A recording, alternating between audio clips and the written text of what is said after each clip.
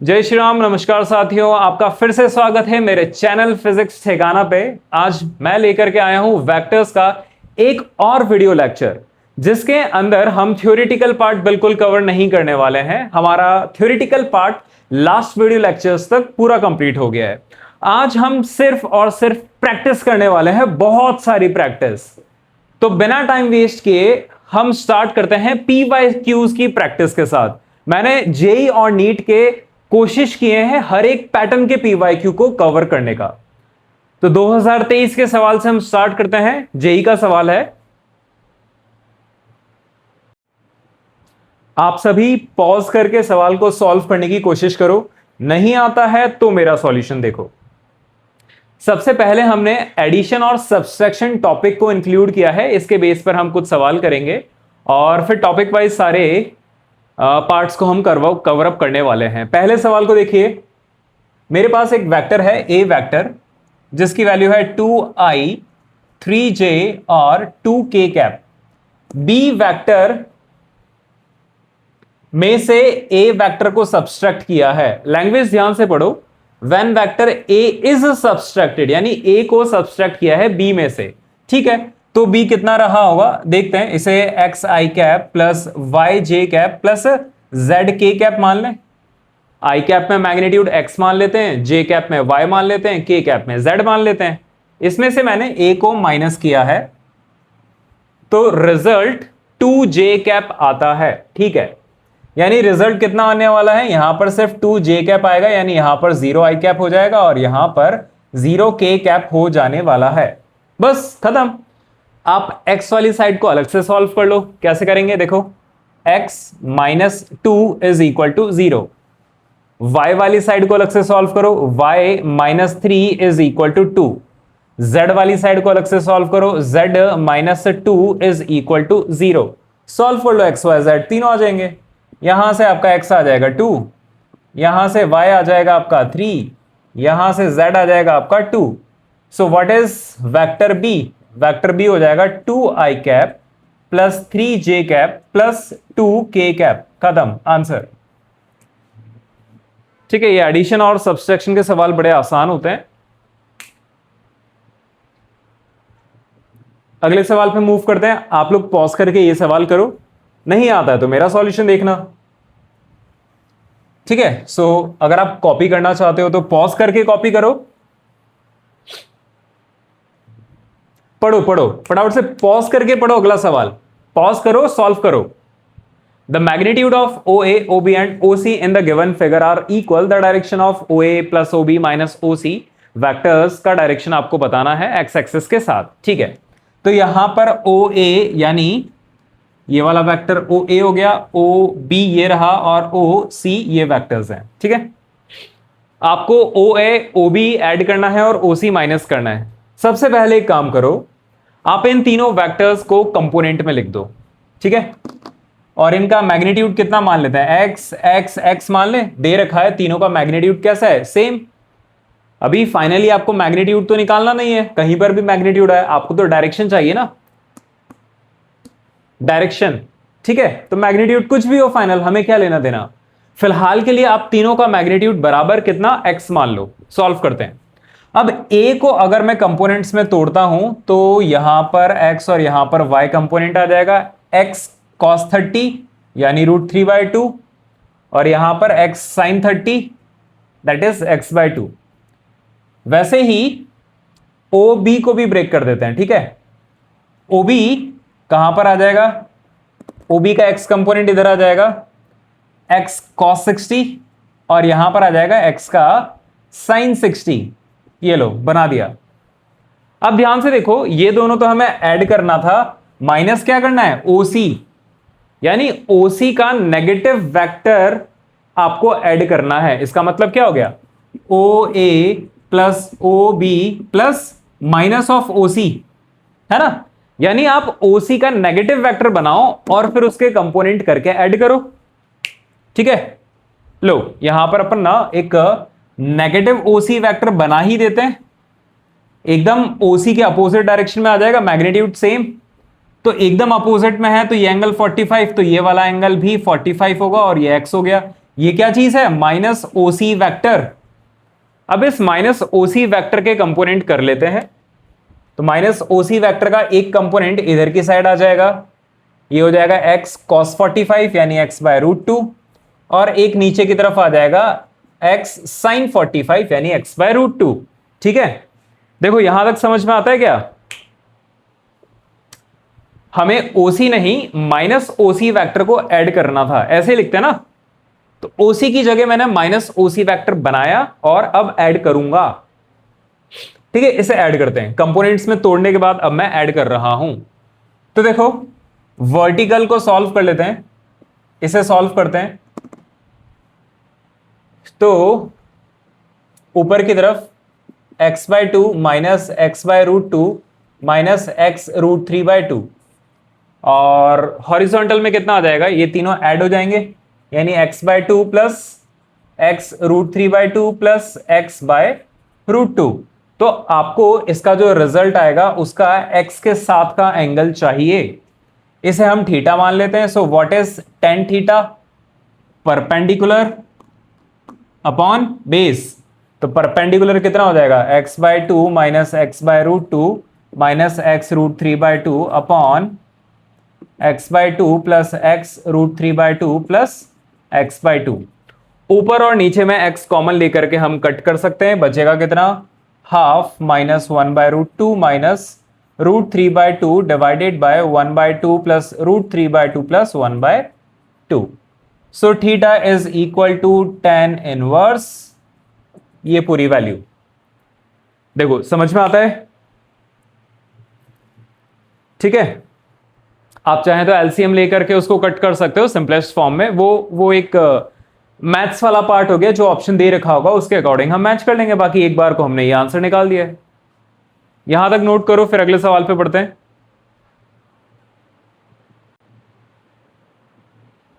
अगला सवाल देखो, बहुत ही बढ़िया सवाल है ये। एक बार सवाल पढ़ो। आपको ना एक ऑक्टागन दे रखा है, ABCDEFGH, सेंटर O है, इक्वल साइड्स हैं। आपको ना ये पूरा डेटा फाइंड आउट करना है, AB plus AC AD AE AF and ये सारे वेक्टर्स को ऐड करना है और आपको रिजल्ट बताना है कितना आएगा। और सिर्फ एक वेक्टर आपको दे रखा है, AO वेक्टर इतना होगा। यानी अगर आपको आंसर लाना है तो इन सारे टर्म्स को किस में लेकर के आना पड़ेगा? AO जैसी टर्म्स में लेकर के आना पड़ेगा, तभी तो कुछ वेक्टर्स की फॉर्मेट में आंसर आ पाएगा। एक ही वेक्टर दे रखा है। अब क्या करने वाले, आप पॉज करके ट्राई करो, आ जाता है तो बहुत अच्छी बात है, अच्छा सवाल है ये वाला। अब देखना, किसी भी एक वेक्टर जैसे AB हो गया, इसे मैं कन्वर्ट करूंगा कैसे? AO के अंदर कैसे कन्वर्ट करूंगा देखना। ये AB वेक्टर हो गया और B से O वेक्टर ये हो गया और A से O वेक्टर ये हो गया। क्या मैं ऐसा लिख सकता हूं? ट्राइंगल लॉ अप्लाई करो, AB और BO कंटिन्यूअस वेक्टर्स हैं और इसके अपोजिट डायरेक्शन में आ रहा है कौन सा? AO। यानी AB vector plus BO vector मिलकर के क्या हो जाएगा? AO वेक्टर बन जाएगा। तो मुझे चाहिए था AB वेक्टर, तो यहां से AB वेक्टर कितना होगा? AO vector minus BO vector. क्या ऐसा लिखा जा सकता है ना?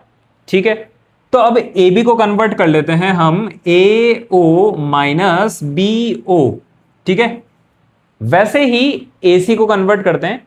A से C को कैसे लिखेंगे? AO माइनस CO, यानी AO माइनस CO। ठीक है, इसके बाद AD को कैसे लिखेंगे? AD को क्या लिखेंगे? AO minus DO, AO minus DO plus कौन सा गया? AE को कैसे लिखेंगे? अब देखो AE क्या होगा? AO का डबल। AE कितना हो जाएगा? A से E वाला वेक्टर AO का डबल ही तो होगा। ऑक्टागन में ये सिंपल सी प्रॉपर्टी होती है कि ये सेंटर इन दोनों पॉइंट्स को ज्वाइन करती हुई लाइन को बाइसेक्ट करता है आधे आधे में। ठीक है, यानी AE को क्या लिख सकते हैं? Double of AO। ओके, इसके बाद आते हैं AF को क्या लिखेंगे? तो AO minus FO, AO minus FO। इसके बाद ए जी को क्या लिखेंगे, ए ओ माइनस जी ओ, ए ओ माइनस जी ओ। फिर H वाला पार्ट आता है, तो H के लिए क्या लिखेंगे, A H is equal to, A H को लिखेंगे ए ओ माइनस एच ओ। ठीक है, सारे वेक्टर्स कंप्लीट हो गए जो हमें डेटा दे रखा था। अब देखो ए ओ कितनी टाइम्स है, 1 2 3 4 5 6 7 8, यानी 8 टाइम्स तो हो गया ए ओ। बाकी टर्म्स को देखो मेरे ख्याल से कैंसिल हो जाने चाहिए। जैसे बी ओ वैक्टर कैसा है, बी ओ वैक्टर आपका ये रहा, ब्लू पेन से बना देते हैं, और एफ ओ कहीं दिख रहा है क्या, ये रहा, तो एफ ओ कैसा हो जाएगा, ये रहा। ये दोनों बराबर वेक्टर्स हैं और एकदम अपोजिट वेक्टर्स है, कैंसिल हो जाएंगे। ठीक है, तो आप माइनस अगर कॉमन लेते हो, माइनस कॉमन लेने से क्या हो जाएगा, B O plus F O vectors, और ये दोनों अपोजिट वेक्टर्स हैं, है ना, नेगेटिव वेक्टर्स हैं, तो दोनों का एडिशन कितना हो जाएगा, 0 के बराबर हो जाएगा। ऐसे ही आपको बाकी पेयर्स भी मिल जाएंगे। देखो सी ओ, ये रहा सी ओ, तो मेरे ख्याल से दूसरा आपका जी ओ आपको मिल जाएगा, इसका दूसरा पेयर आपको जी ओ ये मिल गया। ठीक है, वैसे ही अगला पेयर देखो डी ओ, डी ओ रहा ये, तो अगला पेयर आपको एच ओ भी मिल जाएगा। देखो एच ओ ये रहा एच ओ वैक्टर। ठीक है, तो ये सारे के सारे कैंसिल हो रहे हैं, और डी ओ एच ओ, हाँ ठीक है, ये हो गए कैंसिल।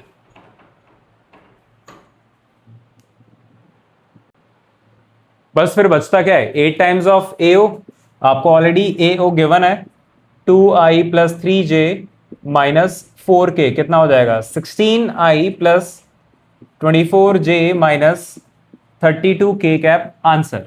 ठीक है, इस तरीके से ये सवाल सॉल्व करना रहता है। पॉज करके कॉपी करो, और ना आप पहले खुद ट्राई करो हर एक सवाल को, नहीं बनता है तो उसके बाद यहां पर हमें देखना है। ठीक है, नेक्स्ट क्वेश्चन पे मूव करते हैं, आगे बढ़ते हैं। 2023 का सवाल देखते हैं जेई का। Two forces having magnitude a and a by two are perpendicular to each other. ठीक है, जो सवाल कह रहा है ना उसको फॉर्म करते चलो डायग्राम के अंदर, फिर सवाल साथ साथ पढ़ते जाओ। दो वेक्टर्स हैं जिनका मैग्नीट्यूड कितना है, ए और ए बाई टू है, दोनों परपेंडिकुलर हैं। क्या बताना है, मैग्नीट्यूड ऑफ देयर रिजल्ट, इनका रिजल्ट का मैग्नीट्यूड बताना है। रिजल्ट कैसे निकालते हैं, ये हो गया हमारा रिजल्ट, और रिजल्ट का square is equal to a square plus B square plus 2ab cos theta. याद होगा, एक सिंपल सा फॉर्मूला है। तो अगर रिजल्ट का मैग्नीट्यूड चाहिए मतलब रूट कर देते हैं, पहले वाले का स्क्वायर दूसरे वाले का स्क्वायर प्लस 2 मल्टीप्लाइड बाय पहला वाला मल्टीप्लाइड बाय दूसरा वाला cos 90। cos 90 कितना हो जाएगा, 0, तो कितना बच गया, root of 4a square plus a square upon 4, that is root of 5a square by 4, that is root 5a by 2 answer. ठीक है, ये हो जाएगा आपका मैग्नीट्यूड रिजल्ट का, दोनों परपेंडिकुलर है ना आपस में, cos 90 0 हो जाएगा। ठीक है, सो पॉज करो और आप सारे सवाल सॉल्व करने की कोशिश करो। मूव करते हैं अगले सवाल पे, 2023 का सवाल। इसमें भी हम डेटास को साथ साथ बनाते जाएंगे, सबसे बढ़िया तरीका यही होता है। देखो, vector in x y plane makes an angle 30 with the y axis. अच्छा लो, एक्स वाई बना दिया, वाई के साथ कोई एक वेक्टर है जिसने 30 डिग्री का एंगल बना रखा है। The magnitude of y component, इस वेक्टर का वाई कंपोनेंट का मैग्नीट्यूड आपको दे रखा है 2√3, तो आपको एक्स कंपोनेंट का मैग्नीट्यूड ये बताना है। ठीक है, बड़ा आसान हो गया। क्या कर सकते हैं, आप एक काम करो, इस वेक्टर को ए का नाम दे दो, ए का मैग्नीट्यूड अलॉट कर दो। ए का cos 30 कितना हो जाएगा, ए का cos 30 कितना हो जाएगा, 2√3। कंपोनेंट ऐसे ही तो लेते हैं, जिधर की तरफ एंगल है उधर कौन सा कंपोनेंट जाता है, cos वाला। तो इधर 30 का एंगल है, तो इधर की साइड कौन सा कंपोनेंट हो जाएगा, cos 30, a cos 30 that is equal to 2√3।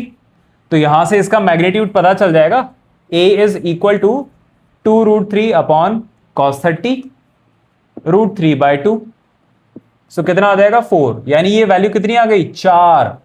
तो इसका x कंपोनेंट कितना हो जाएगा, x कंपोनेंट के लिए देखो इधर cos 30 था तो नीचे कौन सा हो जाएगा sin 30, यानी a का sin 30, ये हो गया आपका x कंपोनेंट।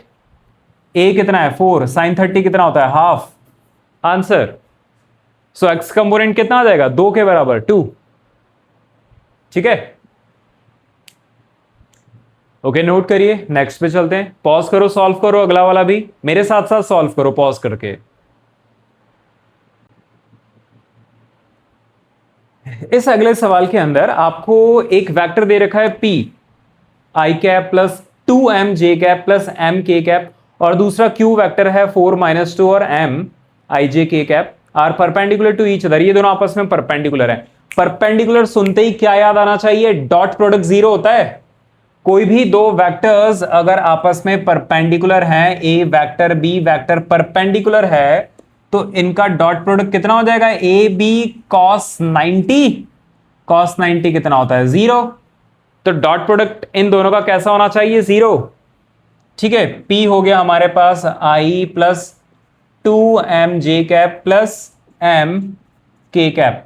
Q वेक्टर कितना हो गया 4i minus 2j plus m k cap.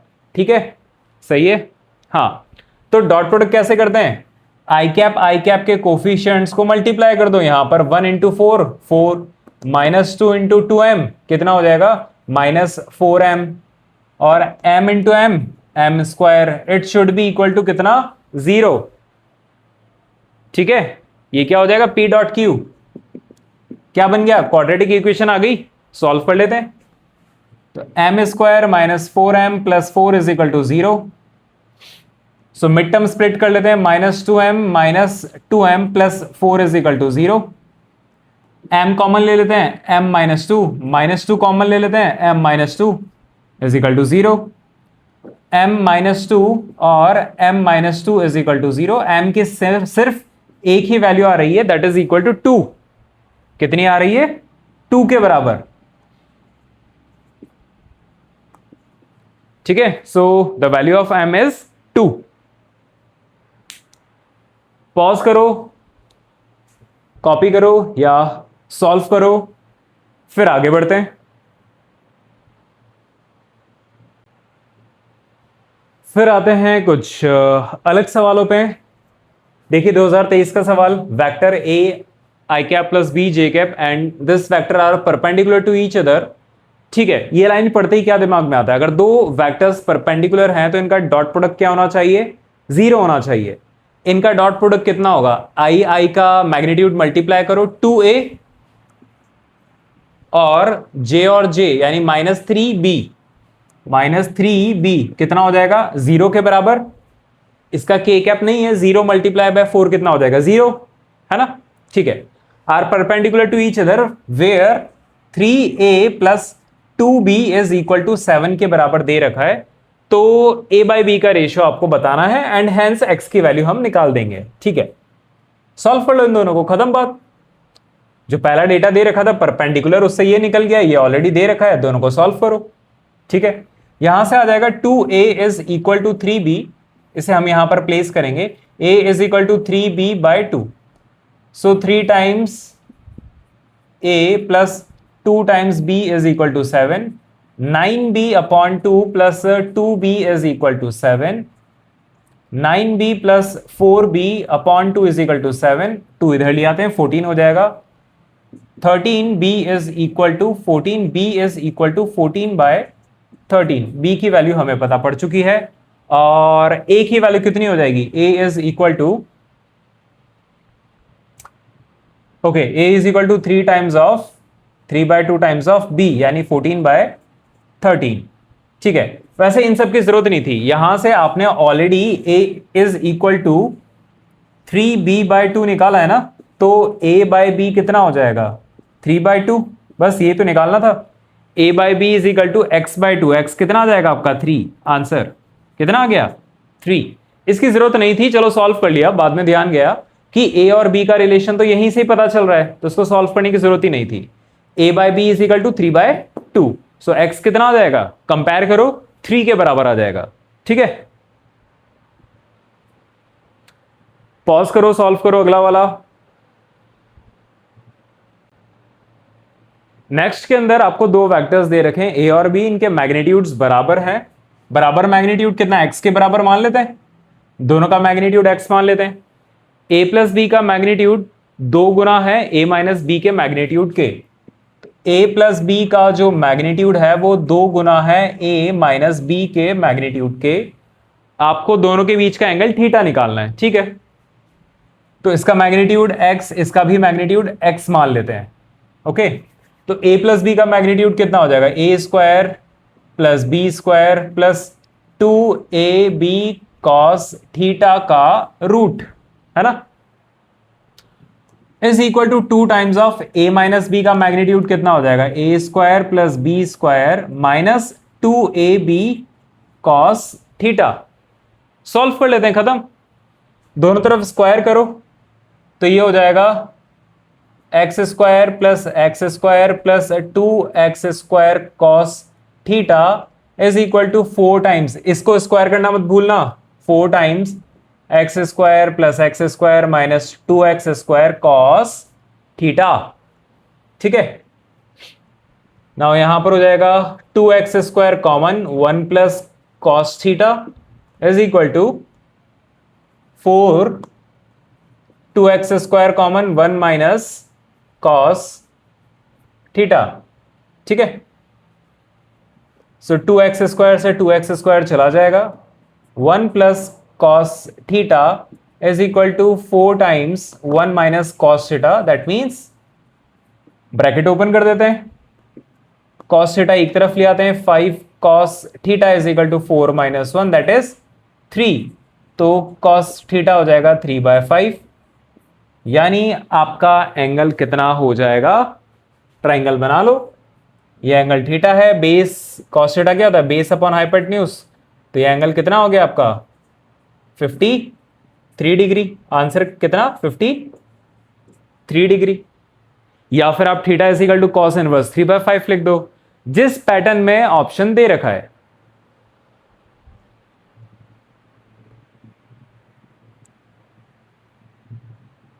ठीक है, इसके बाद अगला सवाल सॉल्व करते हैं। अगले के अंदर आपको दे रखा है projection of this vector on this vector is 0, alpha की वैल्यू बतानी है। बच्चों प्रोजेक्शन क्या होता है, प्रोजेक्शन का मतलब कंपोनेंट, है ना।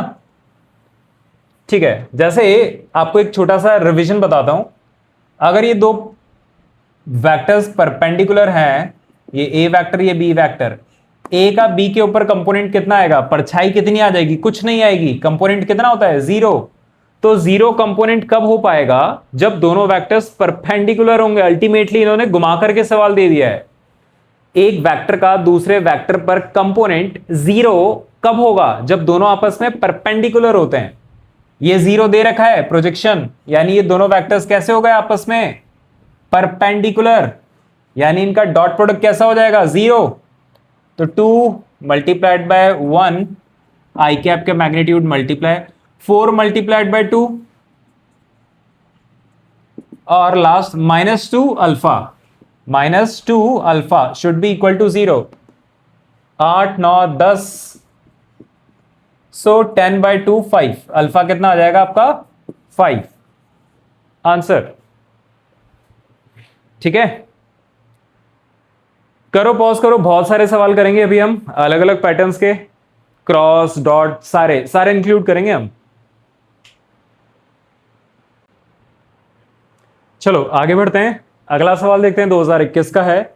If a dot b is equal to a cross b का magnitude, then value of a minus b का मैग्नीट्यूड कितना होगा, ये बताना है। ठीक है, जो इंफॉर्मेशन दे रखा है उसको प्लॉट करो। तो a डॉट बी कितना होता है, a b cos theta is equal to a cross b का मैग्नीट्यूड, यानी a b साइन थीटा के बराबर हो जाएगा। A b cancel, cos theta is equal to sine theta, theta कितना आ गया 45 डिग्री आ जाएगा। 45 पर ही दोनों की वैल्यू 1/√2 बराबर बराबर होती है। ठीक है, आपको बताना है a माइनस बी का मैग्नीट्यूड कितना होगा। a माइनस बी का मैग्नीट्यूड यानी root of A square plus B square minus 2ab cos angle between A B that is 45 degree. तो क्या हो जाएगा root of A square plus B square minus 2ab cos 45 मतलब 1/√2। So basically A square plus B square minus √2ab, ये हो जाएगा a minus B का magnitude. और यही ऑप्शन के अंदर था, यही हमारा आंसर है।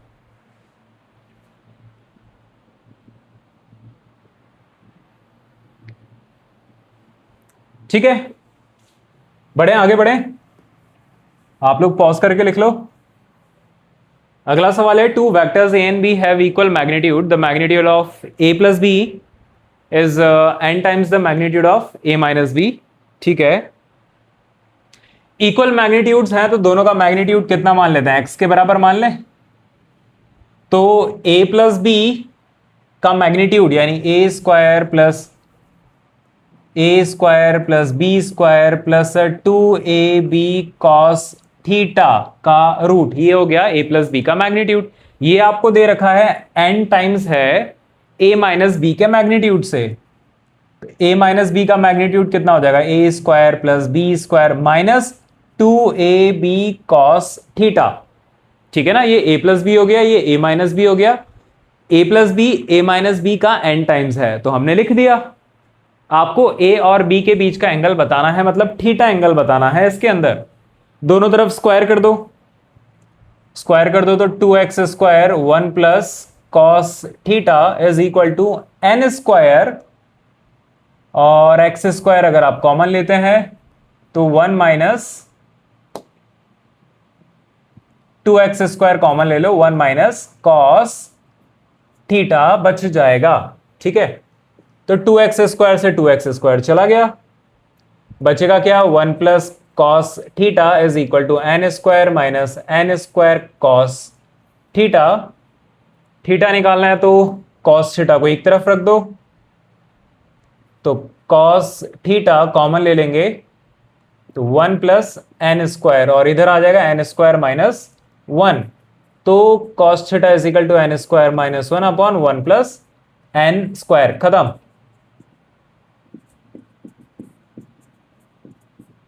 क्लियर है? कैसे सॉल्व करना है, देखो जो चीज दे रखी है ना उसी को इक्वेशन में फॉर्म करो। मतलब यहीं पर हमने अभी तक जितने भी सवाल किए हैं, जो सवाल दे रखा होता है उसी में कहीं ना कहीं एक इक्वेशन छुपी हुई होती है, एक मीनिंग छुपा होता है, उसी को एक्सट्रैक्ट करना होता है। ठीक है, करो पॉज करके अगला सवाल सॉल्व करो, है ना। आप हमेशा सॉल्व करो, आंसर नहीं आता है तभी देखना है, आ गया तो वीडियो को आगे बढ़ा दो, अगले सवाल पे मूव ऑन कर जाओ।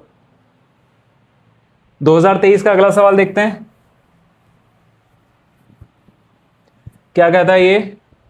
P वेक्टर दे रखा है, Q वेक्टर आपको दे रखा है, और then the unit vector in the direction of P cross Q is इतना, x आपको निकालना है। ठीक है, ये शायद हमने पिछले लेक्चर में भी कर रखा था, तो मैं इस सवाल को स्किप कर देता हूं। आप मेरे पिछले वीडियो के क्वेश्चंस में देख लेना, जब हमने क्रॉस प्रोडक्ट सॉल्व किया था तो शायद ये सवाल हमने 1/x वाला हमने किया हुआ है। ठीक है, तो सिंपली आपको P क्रॉस Q निकालना है। क्रॉस प्रोडक्ट कैसे करोगे, डिटरमिनेंट मेथड से। आपका एक वेक्टर आएगा, उसको अपने ही मैग्नीट्यूड से डिवाइड कर देना तो ये यूनिट वेक्टर आ जाएगा। सेम फॉर्मेट में मैच करके x की वैल्यू निकाल देना। ठीक है, मेरे वीडियो में, पिछले वीडियो में जाकर के देख लो, मिल जाएगा आपको। अगला सवाल देखते हैं। देखो P cross Q is equal to Q cross P, ये दे रखा है। ठीक है, क्रॉस प्रोडक्ट बराबर है, अगर इन्हें रिवर्स कर देते हैं तो इनके बीच का एंगल क्या हो सकता है, थीटा, वो आपको बताना है। और ये एंगल 0 से बड़ा, 360 से छोटा रहेगा, तो आपको आंसर बताना है क्या होगा। देखिए, हमने क्रॉस प्रोडक्ट के अंदर हमेशा पढ़ा है कि A cross B is equal to minus of B cross A होता है।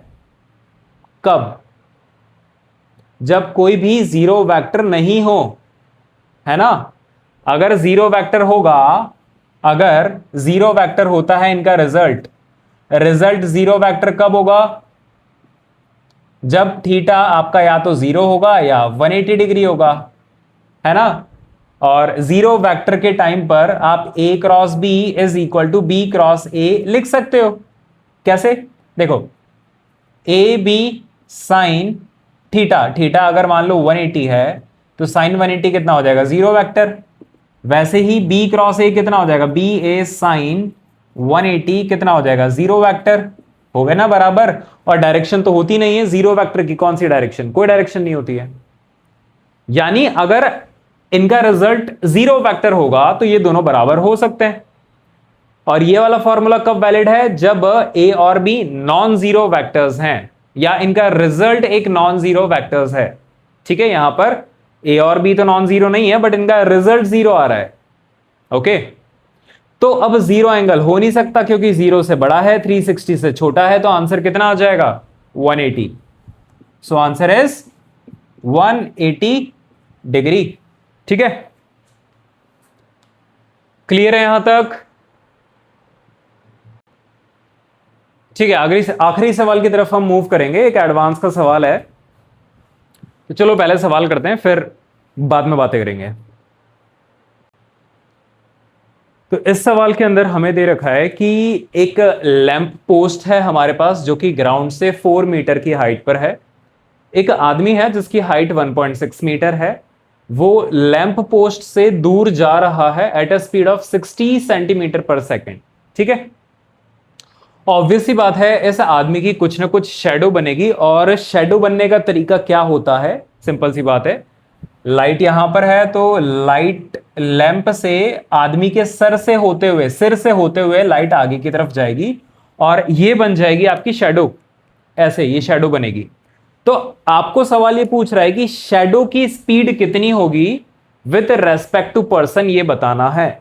मतलब शेडो का जो टिप है ना, इसकी स्पीड कितनी होगी, वो भी विद रेस्पेक्ट टू पर्सन। ठीक है, तो पहले विद रेस्पेक्ट टू ग्राउंड निकाल लेते हैं, फिर माइनस करके विद रेस्पेक्ट टू पर्सन निकाल देंगे। बड़ा आसान है ना। करते हैं सॉल्व। देखो, यहां पर सबसे पहले एक चीज बताओ, फिक्स पॉइंट कौन सा है? लैंप पोस्ट फिक्स है। तो आप कोई भी डिस्टेंस लेते हो ना, हमेशा लैंप से लो, वो फिक्स पॉइंट है ना, ओरिजिन उसी को मान लो। तो सबसे पहले एक काम करते हैं, लैंप पोस्ट से आदमी की डिस्टेंस मैं ले लेता हूं x। ठीक है, और यहां पर जो भी परछाई बन रही है, यहीं से परछाई तक के डिस्टेंस कितनी ले लेता हूं? y। ठीक है ना, यहां तक क्लियर है? अब आदमी अगर हल्का सा आगे चलता है तो इसे हम dx मान सकते हैं, और परछाई हल्की सी आगे चलेगी थोड़े से समय बाद, छोटे से टाइम dt के बाद, तो परछाई कितना चल जाएगी? dy चल जाएगी, है ना। ठीक है, अब देखो यहां पर हम बेस को तो ज्वाइन कर ही देते हैं। यहां पर ध्यान से देखो, एक बड़ा ट्राइंगल बन रहा है, ये बड़ा वाला ट्राइंगल बन रहा है, और यहां पर एक छोटा ट्राइंगल बन रहा है। क्या ये दोनों ट्राइंगल, छोटा वाला और बड़ा वाला, सिमेट्रिकल है या नहीं है? बिल्कुल सिमेट्रिकल है। एक एंगल 90, एक angle alternate interior angle same हो जाएगा, और तीसरा एंगल वैसे भी कॉमन है, तीनों एंगल्स बराबर। तो ये छोटा वाला ट्राइंगल और ये बड़ा वाला ट्राइंगल कैसे हो गए? सिमिलर हो गए, तो साइड्स का रेशियो कैसा हो जाएगा? सेम, है ना। तो इस बड़े वाले ट्राइंगल में बेस कितना है? बेस हो जाएगा आपका y, और बड़े वाले ट्राइंगल में हाइट कितनी है? 4। वैसे ही छोटे वाले ट्राइंगल में बेस कितना है? ये हो जाएगा y माइनस एक्स, है ना। यहां से यहां तक y, ये x, तो ये बचा कुचा कितना हो जाएगा? y माइनस एक्स अपॉन छोटे वाले ट्राइंगल की हाइट कितनी है? 1.6। देखो, एक रिलेशन तो हमने ये लिख दिया, है ना। सही है। कैसे लिखा है? सिमिलरिटी ऑफ ट्राइंगल से साइड्स का रेशियो बराबर होना चाहिए। सॉल्व कर लेते हैं इसको। तो मैं यहां पर भी 10 से मल्टीप्लाई, यहां पर भी 10 से मल्टीप्लाई कर देता हूं। 4 10 जा 40, 4 4 जा 16, 2 2 जा 4, 2 5 जा 10। ठीक है, तो ये आ जाएगा 2y is equal to 5y minus 5x। So ये हो जाएगा 3y is equal to 5x, तो x is equal to 3/5 y के बराबर।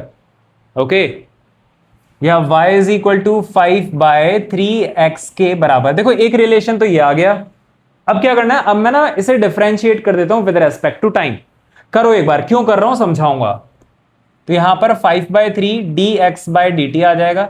5/3 कांस्टेंट था, बाहर चला गया। यहां पर dy/dt आ जाएगा।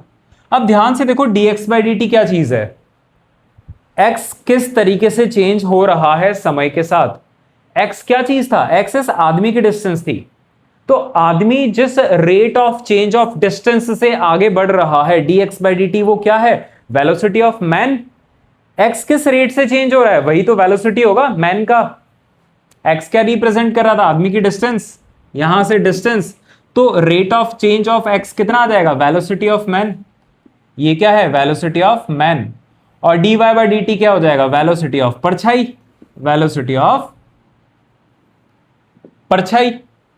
तो क्या हो जाएगा 5/3 वेलोसिटी ऑफ मैन आपको दे रखा है 60 सेंटीमीटर पर सेकंड में दे रखा है। तो ये आंसर भी आपका वेलोसिटी ऑफ परछाई भी सेंटीमीटर पर सेकंड में आ जाएगा। कितना होता है, 100 सेंटीमीटर पर सेकंड आ जाएगा वेलोसिटी ऑफ परछाई with respect to ground. With respect to ground आपको क्या पूछा है, वेलोसिटी ऑफ परछाई विद रेस्पेक्ट टू मैन। तो क्या हो जाएगा, वेलोसिटी ऑफ परछाई माइनस वेलोसिटी ऑफ मैन। ठीक है, ठीक है। देखो यहां पर थोड़ा सा रिलेटिव का कॉन्सेप्ट आ गया। मैंने अभी तक रिलेटिव नहीं पढ़ाया है, तो आप इस सवाल को फिलहाल ये मान सकते हो कि मैन के रेस्पेक्ट में आपको वेलोसिटी बतानी है। तो ऐसे लिखते हैं, वेलोसिटी ऑफ परछाई with respect to man is equal to velocity of परछाई with respect to ground minus velocity of man with respect to ground. जो पहले आया है पहले, जो बाद में आया है माइनस के साथ। ये तरीका होता है, मैं आपको भविष्य में सिखाऊंगा ये चीजें, ठीक है ना। अब क्योंकि सवाल वेक्टर्स का है, ऐसे कई सारे और सवाल हैं जिसमें डिफरेंशिएशन और इंटीग्रेशन करके वेलोसिटी, डिस्प्लेसमेंट, इनके बीच का रिलेशन है। मैंने उनको स्किप किया है। वो हम कहां पर करेंगे, वो हम मोशन इन 1D के अंदर करेंगे।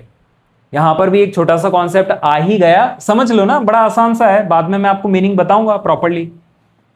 वेलोसिटी ऑफ परछाई कितनी है, 100। वेलोसिटी ऑफ मैन कितनी है, 60। आंसर कितना आ जाएगा, 40 सेंटीमीटर पर सेकंड। आंसर क्लियर है यहां तक, आई होप क्लियर होगा। ठीक है, इसके बाद हम एक वीडियो और लेकर के आएंगे जिसके अंदर मैं प्रॉपर एडवांस वाला कंटेंट ही डिलीवर करने वाला हूं। तो अगर आप एडवांस की तैयारी अभी से कर रहे हो तो मेरे अगले वीडियो लेक्चर्स को देख सकते हो। नीट वाले बच्चे आप स्पेशली मेरे अगले वीडियो, लास्ट वीडियो को नहीं देखना, आपके लिए इतना सफिशिएंट है।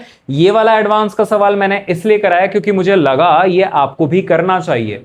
अब 2025 और 26 के नीट के पेपर के अकॉर्डिंग फिजिक्स का लेवल काफी डिफिकल्ट है, अच्छा खासा है, तो हमें ऐसे सवाल करने चाहिए। तो मैं आपको ऐसे सवाल कराता रहूंगा जो आपके लिए इंपॉर्टेंट है। तो बने रहिए मेरे साथ। राधे राधे।